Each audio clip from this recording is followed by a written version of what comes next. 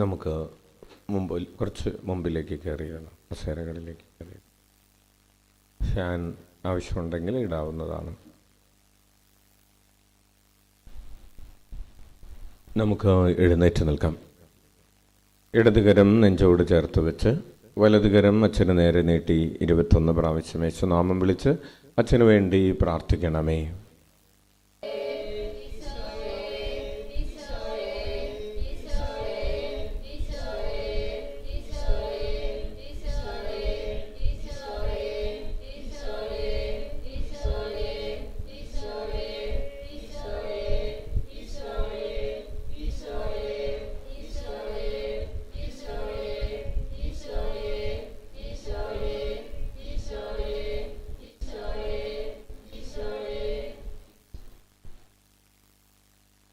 ലൂക്ക എഴുതിയ വിശുദ്ധ സുവിശേഷത്തിൽ നിന്ന് അധ്യായം 9, 7 മുതലുള്ള തിരുവചനങ്ങൾ.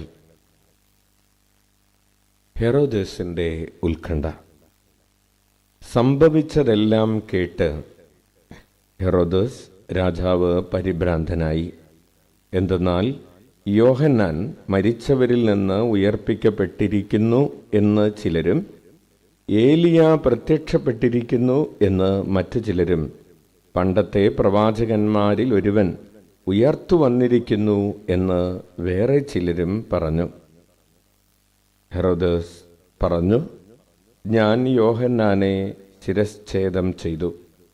പിന്നെ ആരെക്കുറിച്ചാണ് ഞാൻ ഇക്കാര്യങ്ങൾ കേൾക്കുന്നത്? അവൻ ആരാണ്? അവനെ കാണാൻ ഹെറോദസ് ആഗ്രഹിച്ചു. കർത്താവിൻ്റെ സുവിശേഷം. ഏറ്റുചൊല്ലാം. പരിശുദ്ധാത്മാവേ വരേണമേ. അങ്ങയുടെ ഇഷ്ടദാസിയായ പരിശുദ്ധ കന്യകാമറിയത്തിൻ്റെ വിമല ഹൃദയത്തിൻ്റെ ശക്തമായ മാധ്യസ്ഥം വഴി ഞങ്ങളിൽ വന്ന് നിറയണമേ. ഞങ്ങളിൽ വസിക്കണമേ. ഞങ്ങളെ നയിക്കണമേ. ഈശോയുടെ തിരുഹൃദയത്തിൽ നിന്നും കാരുണ്യത്തിൻ്റെ നീർച്ചാലായി ഒഴുകിയിറങ്ങിയ തിരുരക്തമേ, തിരുജലമേ, ഞങ്ങളങ്ങയിൽ ആശ്രയിക്കുന്നു. ഈശോയെ, നീ എന്നിൽ ജീവിക്കണമേ. ഈശോയെ, നീ എന്നിൽ സ്നേഹിക്കണമേ. ഈശോയെ, നീ എന്നിൽ പ്രാർത്ഥിക്കണമേ. ഈശോയെ, നീ എന്നിൽ തിരുമൊഴിയാകണമേ. ഈശോയെ, നീ എന്നിൽ കുർബാനയാകണമേ.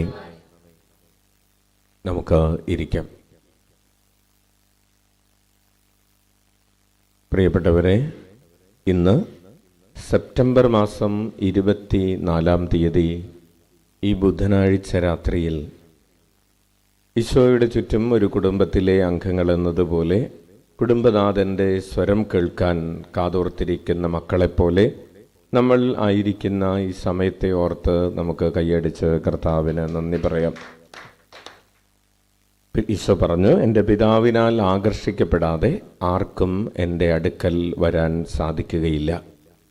ഈ ശുശ്രൂഷയിൽ പങ്കെടുക്കാൻ നമുക്ക് സാധിക്കുന്നത് പിതാവായ ദൈവത്തിൽ നിന്ന് വരം ലഭിച്ചതുകൊണ്ടും പിതാവ് നമ്മെ ആകർഷിച്ചതുകൊണ്ടും ആണ് എന്ന് തീർച്ചയാണ്. അപ്രകാരം നമുക്ക് ഈ ലോകത്തിൻ്റെ മറ്റ് കാര്യങ്ങളൊക്കെ മാറ്റിവെച്ച് ഈശോയുടെ അടുത്തിരിക്കാൻ കഴിയുന്നതിനെ ഓർത്ത് നന്ദി പറയാം. ഈശോ ഇന്ന് വചനത്തിലൂടെ നമ്മോട് സംസാരിക്കുന്നത് ഒരു ഡിസ്റ്റർബൻസിനെ കുറിച്ചാണ്. ഒരു മനുഷ്യൻ ചില കാര്യങ്ങൾ കേൾക്കുമ്പോൾ ഡിസ്റ്റർബ്ഡ് ആകുന്നതിനെക്കുറിച്ചും അയാളുടെ കമൻറ്റുകളെക്കുറിച്ചുമാണ്. അതായത് ഹെറോദേസിൻ്റെ ഉത്കണ്ഠയെക്കുറിച്ചാണ്. ഹെറോദേസ് കേൾക്കുന്ന കാര്യങ്ങൾ, സംഭവിച്ചതെല്ലാം കേട്ട് ഹെറോദേസ് രാജാവ് പരിഭ്രാന്തനായി. എന്താണ് സംഭവിച്ചത്? നമ്മൾ ഇന്നലെ രാത്രി പറഞ്ഞവസാനിപ്പിച്ചതാണ്.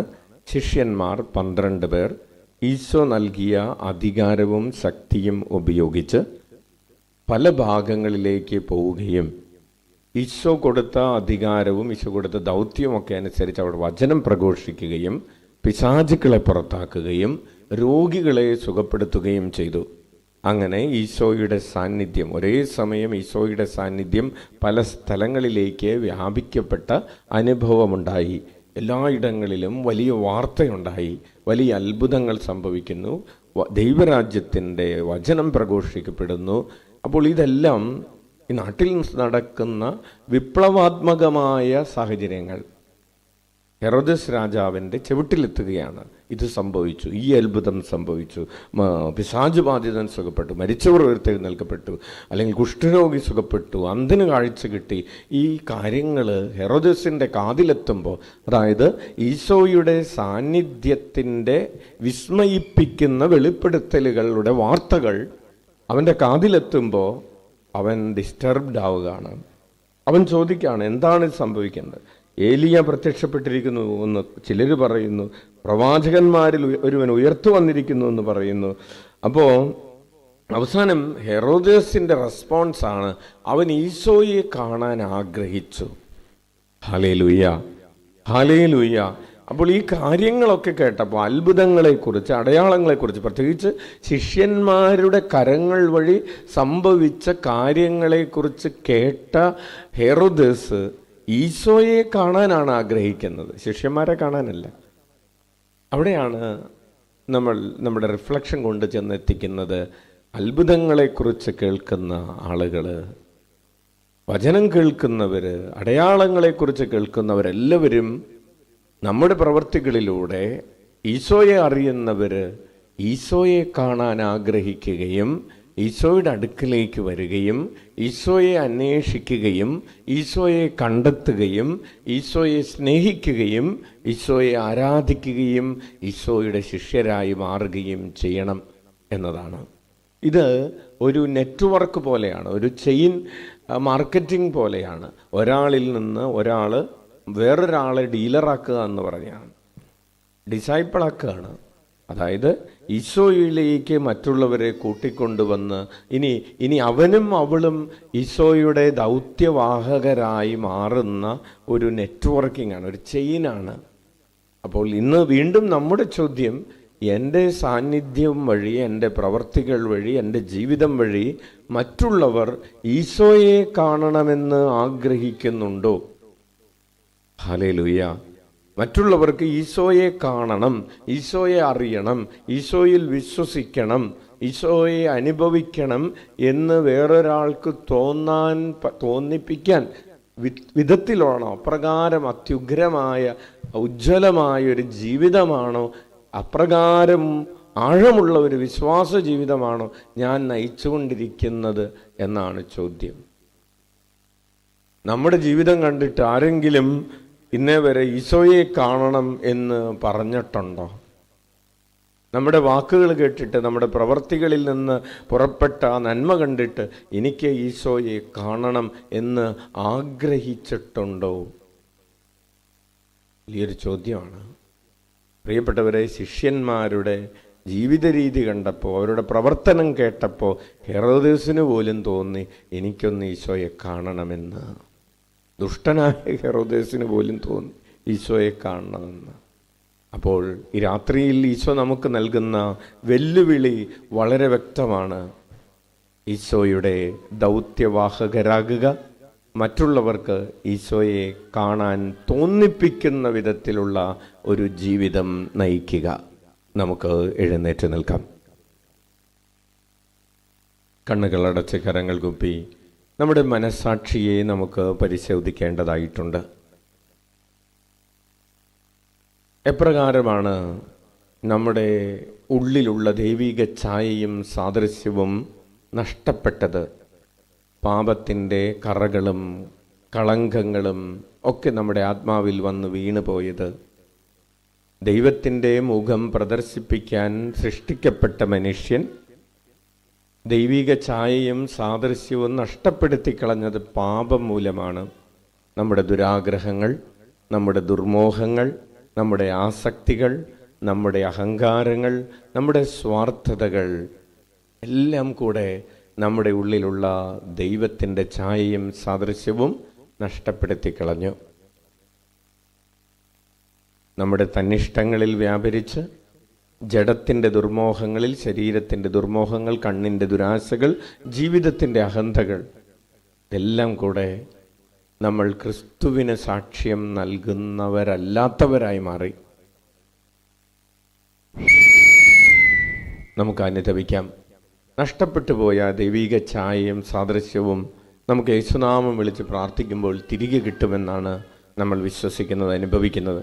ഓരോ പ്രാവശ്യം ഈശോയെ എന്ന് വിളിക്കുമ്പോൾ നമ്മുടെ ചിന്തയിൽ ദൈവിക ഈശോയുടെ തിരുമുഖം തെളിഞ്ഞു വരട്ടെ. നമ്മുടെ ആത്മാവിൽ ഈശോയുടെ തിരുമുഖം പ്രകാശിക്കട്ടെ. കരങ്ങൾ ഉയർത്തി ഉച്ചത്തിൽ 21 പ്രാവശ്യം യേശുനാമം വിളിക്കാം. ഈശോയേ, ഈശോയേ, ഈശോയേ, ഈശോയേ, ഈശോയേ, ഈശോയേ, ഈശോയേ, ഈശോയേ, ഈശോയേ, ഈശോയേ, ഈശോയേ, ഈശോയേ,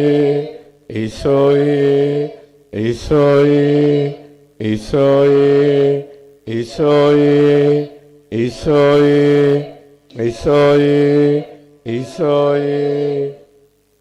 കർത്താവ് നമുക്ക് നൽകിയ എല്ലാ അനുഗ്രഹങ്ങളെയും ഓർത്ത് നമുക്ക് കൈയടിച്ച് നന്ദി പറയാം. നമ്മൾ എത്രമാത്രം കർത്താവിന് നന്ദി പറയുന്നുവോ അത്രമാത്രം അധികമായി ദൈവിക കൃപകൾ നമ്മുടെ ജീവിതത്തിലേക്ക് വർഷിക്കപ്പെടും എന്ന ഒരു ബോധ്യത്തോടെ കർത്താവിന് നന്ദി പറയാം. Hallelujah, hallelujah. കരമടിച്ച് ആത്മാർത്ഥമായിട്ട് സ്തുതിച്ച് നന്ദി പറയാം.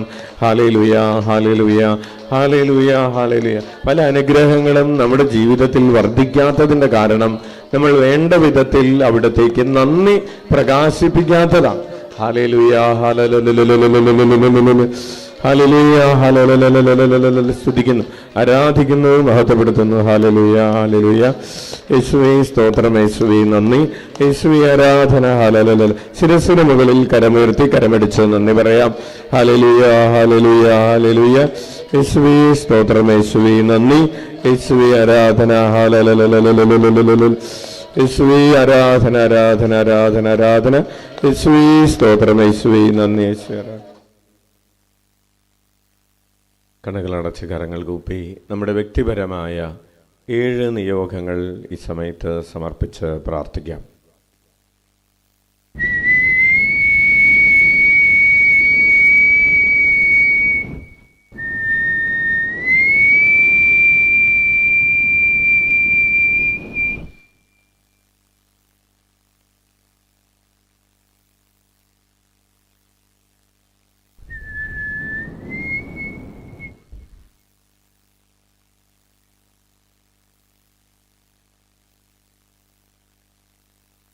നമുക്ക് കരങ്ങൾ ഉയർത്തി നമ്മുടെ വ്യക്തിപരമായ നിയോഗങ്ങൾ സമർപ്പിച്ചുകൊണ്ട് നമുക്ക് നമ്മുടെ പ്രിയപ്പെട്ടവർക്ക് വേണ്ടിയും പ്രാർത്ഥിച്ച് 21 പ്രാവശ്യം യേശുനാമം വിളിക്കാം. ഈശോയേ, ഈശോയേ, ഈശോയേ,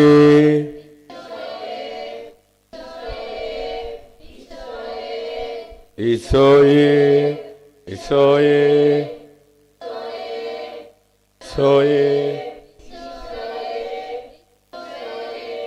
ഈശോയേ, ഈശോയേ, ഈശോയേ, ഈശോയേ, ഈശോയേ, ഈശോയേ. നമുക്ക് മുട്ടുകുത്താം. നമുക്ക് വേണ്ടിയും നമ്മുടെ പ്രിയപ്പെട്ടവർക്ക് വേണ്ടിയും ഈ പ്രപഞ്ചം മുഴുവന് വേണ്ടിയും നമുക്ക് ഈ രാത്രിയിൽ ആശീർവാദം സ്വീകരിക്കാം. രാത്രിയിൽ പട്ടിണി കിടക്കുന്നവരെയും താമസ സൗകര്യങ്ങളില്ലാത്തവരെയും യാത്ര ചെയ്യുന്നവരെയും നാളെ ഓപ്പറേഷന് വേണ്ടി ഒരുങ്ങുന്നവരെയും ഏകാന്തതയിലും ദുഃഖത്തിലും നിരാശയിലും ആത്മഹത്യാ പ്രവണതകളിലും സാമ്പത്തിക ക്ലേശങ്ങളിലും സമാധാനമില്ലാത്ത സാഹചര്യങ്ങളിലും ജയിലുകളിലും ഡി അഡിക്ഷൻ സെൻ്ററുകളിലും മാനസികാരോഗ്യ കേന്ദ്രങ്ങളിലും ഒക്കെ ആയിരിക്കുന്നവരെയും വിദൂരങ്ങളിലും വിദേശങ്ങളിലുമൊക്കെ ആയിരിക്കുന്നവരെയും സമർപ്പിച്ച് പ്രാർത്ഥിക്കാം. കുടുംബസമാധാനം നഷ്ടപ്പെട്ടു പോയ കുടുംബങ്ങൾ, മദ്യത്തിനും ലഹരിക്കുമൊക്കെ അടിമകളായവർ, വിശ്വാസം നഷ്ടപ്പെട്ടവർ, വന്ധ്യമായ ഉദരങ്ങൾ, ഉദരത്തിലുള്ള കുഞ്ഞുങ്ങൾ, ഇന്ന് ജനിച്ച കുഞ്ഞുങ്ങൾ സമർപ്പിച്ച് നമുക്ക് പ്രാർത്ഥിക്കാം. കൈക്കുഞ്ഞുങ്ങളെയും വിദ്യാർത്ഥികളെയും യുവതി യുവാക്കളെയും സമർപ്പിക്കാം. ജോലി അന്വേഷിക്കുന്നവരെ സമർപ്പിക്കാം. ഉണ്ടായിരുന്ന ജോലി നഷ്ടപ്പെട്ടത് മൂലമുള്ള ക്ലേശങ്ങളിലൂടെ കടന്നു പോകുന്നവരെയും, വിവാഹപ്രായം കഴിഞ്ഞിട്ടും വിവാഹം നടക്കാതെ വിഷമിക്കുന്നവരെയും, വിസാതടസ്സം അനുഭവിക്കുന്നവരെയും ഒക്കെ സമർപ്പിച്ച് കർത്താവിൻ്റെ കരുണയ്ക്ക് വേണ്ടി നമുക്ക് യാചിക്കാം. പലതരത്തിലുള്ള പ്രയാസങ്ങളിലൂടെ, ദുഃഖങ്ങളിലൂടെ, വിവാഹമോചനത്തിൻ്റെ വക്കുവരെ എത്തിയിരിക്കുന്ന കുടുംബ കലഹങ്ങളെ ഒക്കെ ഓർത്ത് പ്രാർത്ഥിക്കാം. ആരോടെങ്കിലുമൊക്കെ ക്ഷമിക്കാനുണ്ടെങ്കിൽ അവരോട് ക്ഷമിച്ച് ഈ രാത്രിയിൽ നമുക്ക് പ്രാർത്ഥിക്കാം. ഏതെങ്കിലുമൊക്കെ പാപങ്ങളിൽ നിന്ന് പ്രത്യേകമായി വിടുതൽ നേടാൻ ആഗ്രഹിക്കുന്നുണ്ടെങ്കിൽ ആ പാപങ്ങളെ വെറുത്ത് ഉപേക്ഷിച്ച് നമുക്ക് ഈ ആശീർവാദം സ്വീകരിക്കാം. കരങ്ങൾ ഉയർത്തി ഉച്ചത്തിൽ യേശുനാമം വിളിച്ച് ആശീർവാദം സ്വീകരിക്കാം.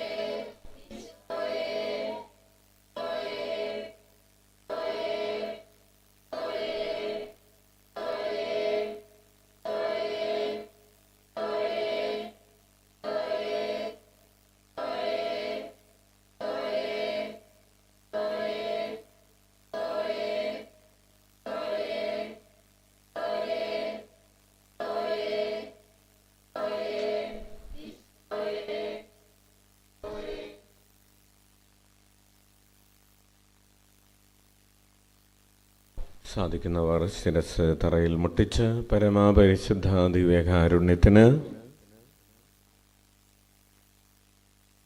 ഞങ്ങളെ കാണുകയും കേൾക്കുകയും അറിയുകയും ചെയ്യുന്നവനായ പരമപരിശുദ്ധ ദിവ്യകാരുണ്യത്തിന് ഞങ്ങളിലൂടെ തൻ്റെ സ്നേഹം ലോകത്തിന് വെളിപ്പെടുത്താൻ ആഗ്രഹിക്കുന്നവനായ പരമപരിശുദ്ധ ദിവ്യകാരുണ്യത്തിന്